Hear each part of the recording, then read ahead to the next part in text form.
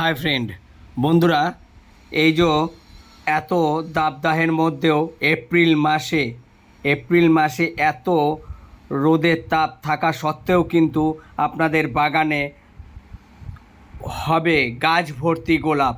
কি করলে? 2 চামচ ফ্রেশ চা পাতা 7 দিন জলে ভিজিয়ে রাখুন, আর 2 চামচ সর্ষের খোলের গুঁড়ো 7 দিন জলে ভিজিয়ে রাখুন। সেই জলটা আরও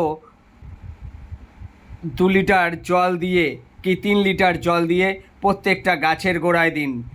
একটু বেশি পাতলা করে দিলে সমস্যা নেই, তো প্রত্যেকটা গাছের গোড়ায় দিন। আপনাদেরও গাছে কিন্তু এমন গাছ ভর্তি হয়ে গোলাপ হবে। দেখুন, আমার প্রত্যেকটা গাছে কিন্তু পুরো গাছ ভর্তি হয়ে গোলাপ হয়ে রয়েছে। তো ভিডিওটি বন্ধুরা ভালো লাগলে লাইক, শেয়ার, কমেন্টস করবেন। প্লিজ সাপোর্ট করে আমার পাশে থাকবেন।